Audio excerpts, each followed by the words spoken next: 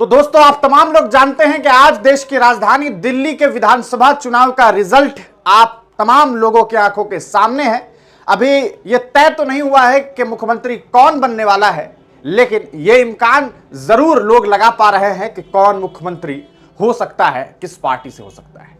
लेकिन बात करेंगे मुसलमानों की कि आखिरकार मुसलमानों को कौन पसंद है। बात ओखला विधानसभा सीट की जाए या मुस्तफाबाद विधानसभा सीट की जाए, ये वो दो सीट जो पूरे दिल्ली में सबसे ज्यादा चर्चित सीट में से एक सीट थी। आप जानते हैं कि ओखला से शफाउर रहमान साहब चुनाव लड़ रहे हैं, वहीं दूसरी तरफ मुस्तफाबाद से ताहिर हुसैन चुनाव लड़ रहे हैं। ये दोनों ही ऑल इंडिया मजलिस इत्तेहाद मुस्लिमीन के प्रत्याशी हैं। वहीं ओखला से आप जानते हैं कि पूर्व में कई टर्म विधायक रह चुके अमानतुल्लाह खान चुनाव लड़ रहे थे, और अभी फिलहाल जो रिजल्ट देखने को मिल रहा है वो ये साबित कर रहा है कि दिल्ली में अब भी मुसलमानों के पसंदीदा लीडर के तौर पर अरविंद केजरीवाल है।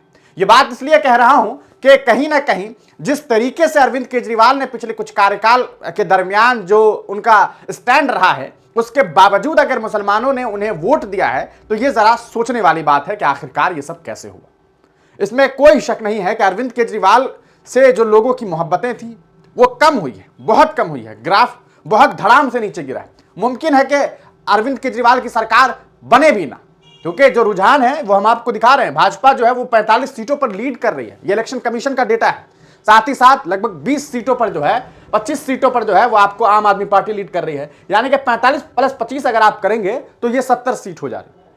कांग्रेस कहीं नहीं है, मजलिस नहीं दिखाई दे रही है लीडिंग में। तो फिर ये कैसे हुआ? आखिरकार ऐसी कौन सी वजह है कि अरविंद केजरीवाल से इतनी मोहब्बत, उस अरविंद केजरीवाल से जिस केजरीवाल ने दिल्ली दंगे के दरमियान मुसलमानों का हाल तक पूछना गवारा नहीं किया। ये वो अरविंद केजरीवाल है, अगर आपको याद दिलाऊं तो जब दिल्ली में कोरोना महामारी फैली हुई थी, पूरे देश में कोरोना महामारी फैली हुई थी, उस दरमियान अरविंद केजरीवाल जब कोरोना का बुलेटिन सुनाते थे तो बताते थे कि इतने लोग तबलीगी जमात मरकज से आए हैं, इस वजह से उनको कोरोना हुआ है। यानी कि कोरोना जो कोरोना महामारी जो फैल रही थी उसे भी धर्म के हिसाब से बांट दिया गया था। यह बताने की कोशिश की गई कि भाई कोरोना ऐसे नहीं फैल रहा है, फैलाया जा रहा है तबलीगी जमात के द्वारा, मरकज वालों के द्वारा। ये सब कुछ आपने देखा। शर्जील इमाम के साथ क्या हुआ यह भी आप बखूबी जानते हैं। क्या स्टैंड रहा अरविंद केजरीवाल का यह भी आप जानते हैं। सीए प्रोटेस्ट के दरमियान, एनआरसी के प्रोटेस्ट के दरमियान आपने देखा कि कैसे अरविंद केजरीवाल ने अपना स्टैंड दिखाया था। लेकिन इसके बावजूद मुसलमानों को अरविंद केजरीवाल पसंद है। अमानतुल्लाह खान चुनाव जीतते हुए फिलहाल दिखाई दे रहे हैं। यह अलग बात है कि आगे पीछे होने की संभावनाएं बनेंगी, लेकिन लीडिंग में है। वहीं अगर बात करेंगे मुस्तफाबाद की तो ऐसा लग रहा है कि ताहिर हुसैन को लोग पहचान भी नहीं रहे। उस ताहिर हुसैन को जिन्होंने अपने कौम मिल्लत के लोगों के लिए कुर्बानियां दी। शफाउर रहमान को आप बखूबी जानते हैं, लेकिन इसके बावजूद हो क्या रहा है, इसमें कोई शक नहीं है कि अमानतुल्लाह खान ने भी बहुत सारा काम किया। हो सकता था वो और अच्छा काम करते अगर उन्हें बार बार जेल न जाना पड़ता। हो सकता था बहुत अच्छा काम करते अगर कोरोना महामारी ना आती। लेकिन शफाउर रहमान की कुर्बानी के सामने अमानतुल्लाह खान की कुर्बानी थोड़ी कम थी। लेकिन इसके बावजूद लोगों ने अमानतुल्लाह खान को पसंद किया है।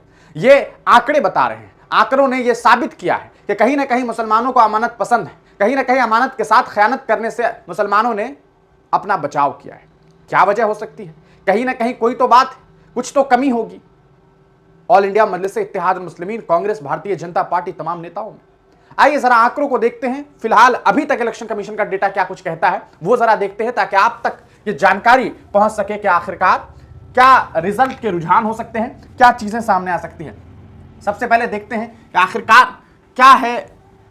जो अभी आप देखिए आम आदमी पार्टी को अगर आप देखेंगे यहां पर तो आप देख सकते हैं कि कैसे तीसरे नंबर पे अगर आप देखें, सबसे पहले आप देखें आम आदमी पार्टी को लगभग 43.25% वोट मिलता हुआ दिखाई दे रहा है, लेकिन बीजेपी को 46.8%। ये प्रतिशत के आंकड़े कम है, लेकिन ये सीट का आंकड़ा बहुत ज्यादा है। मतलब साफ है कि बीजेपी और आम आदमी पार्टी के बीच एकदम कांटे की टक्कर हो रही है। वहीं अगर आप देखेंगे तो कांग्रेस को महज 6.66% वोट परसेंटेज मिल रहा है। नोटा उससे ज्यादा है, अदर कुछ 0.72 है। बीएसपी और एआईएमआईएम को देखिए, बीएसपी भी 0.55%। अच्छा, बी टीम के तौर पर सिर्फ एआईएमआईएम अभी आपको सोशल मीडिया पर देखने को मिलेगी, ठीक है। लेकिन बाकी बीएसपी के बारे में लोग क्या कहेंगे? बीएसपी के अलावा और भी कई पार्टी है, सीपीआई है, आप देखिए एनसीपी है, नोटा को छोड़ दीजिए, आरएएसएल, एलजेपी है और एलजेपीआर है। तो ये तमाम पार्टी, इसके बारे में क्या सारे ख्याल होगा आपका? चलिए इसको छोड़ते हैं, जरा देखते हैं कि क्या कुछ है रिजल्ट और किन सीटों पर क्या हालात हैं। सबसे पहले चलते हैं जरा ओखला क्योंकि बहुत चर्चित सीटों में से एक सीट रही है। इसके अलावा भी हम आपको और अन्य सीट पर हम लोग चर्चा करेंगे, थोड़ी देर में हम लाइव भी आएंगे ताकि आपको तमाम जानकारी दे सके। ये देखिए आंकड़े देखिए, 12,239 वोट अभी तक शफाउर रहमान को मिला है। मजलिस इत्तेहादुल मुस्लिमीन के प्रत्याशी दूसरे नंबर पर है और लीडिंग अमानतुल्लाह खान 9,518 मतों से वो आगे चल रहे हैं, यानी कि अमानत के साथ खयानत करने से लोग बचे हैं और उन्हें शानदार वोट जो है वो मिलता हुआ दिखाई दे रहा है और आम आदमी पार्टी कामयाबी की तरफ है। अरीबा खान चौथे नंबर पर है। जी हां, कांग्रेस के प्रत्याशी 17,500 वोटों से पीछे चल रही हैं। इसके अलावा मनीष चौधरी जो बीजेपी के प्रत्याशी हैं वो अभी तीसरे नंबर पर चल रहे हैं। फिलहाल ये आंकड़े जो है वो आगे पीछे हो सकते हैं, शफाउर रहमान और मनीष चौधरी के बीच में भी कंपटीशन चल सकता है। अब आपको इस बात का अंदाजा हो गया होगा कि कैसे जो है यहां पर चुनाव जो है मोड़ लेती हुई दिखाई दे रही है। यहां पर बहुत सारी प्रत्याशी भी चुनाव लड़ रही थी, जैसे इंडिपेंडेंटली कनीजा फातिमा है, वो अहिरा नेशनल पार्टी बुलंद भारत पार्टी से जमालुद्दीन चुनाव लड़ रहे हैं जिन्हें 3 वोट मिला है।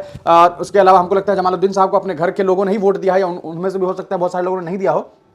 तो ये है, चलिए ये एक सीट है। उसके अलावा हम लोग चेक करते हैं कि भाई इसके अलावा, चूंकि ये तो ओखला है, मुस्तफाबाद पे क्या हालात है जरा देख लेते हैं, क्योंकि मुस्तफाबाद वो सीट है जो और भी ज्यादा चर्चित सीटों में से रही। ताहिर हुसैन यहां पर मजलिस से चुनाव लड़ रहे हैं, लेकिन ताहिर हुसैन साहब तीसरे नंबर पर दिखाई दे रहे हैं और बहुत पीछे चल रहे हैं। जी हां, लगभग 58,100 मतों से पीछे चल रहे हैं और भारतीय जनता पार्टी यहां पर चुनाव जीत रही है। ये चौंकाने वाले आंकड़े हैं कि यहां पर बीजेपी चुनाव जीत रही है। क्या इस चुनाव के अगर बीजेपी यहां पर चुनाव जीतती है तो इसके लिए भी मजलिस को जिम्मेदार ठहराया जाएगा, क्योंकि मजलिस इत्तेहादुल मुस्लिमीन यहां पर तीसरे नंबर पर दिखाई दे रही है। हालांकि आदिल अहमद खान को 24,397 वोट, 38,000 से ज्यादा वोट से ये पीछे चल रहे हैं, लेकिन यहां पर अगर आप देखेंगे ताहिर हुसैन 4880, यहां पर कांग्रेस 4686 और अगर आप देखें अशोक कुमार है बहुजन समाज पार्टी से 997। ये सारे लोगों को मिला देंगे फिर भी आदिल अहमद का जो मार्जिन है 38,583 वो मैनेज नहीं होगा। मतलब बीजेपी को शानदार वोट यहां पर मिलता हुआ दिखाई दे रहा है। ऐसा लग रहा है कि बस कुछ ही लम्हों में तो ये सीट जो है वो तय हो जाएगा, क्योंकि अभी आधी वोटिंग हो गई है, अभी आधी बाकी है। तो यह भी मुमकिन है कि यहां पर बीजेपी चुनाव जीत जाए और अगर ऐसा होता है तो फिर यहां पर बहुत सारी कहानी गढ़ी जा सकती है और मजलिस इत्तेहादुल मुस्लिमीन पर सबसे बड़ा निशाना साधा जाएगा कि कहीं ना कहीं AIMIM ने चुनाव हरा दिया है। क्या कुछ आंकड़े होंगे, आगे हम फिर आपसे मुलाकात करेंगे। तब तक के लिए बने रहिए हिंदुस्तानी मीडिया के साथ। हम आप तक इस पूरे दिल्ली चुनाव के मामले को लेकर के जुड़े रहेंगे।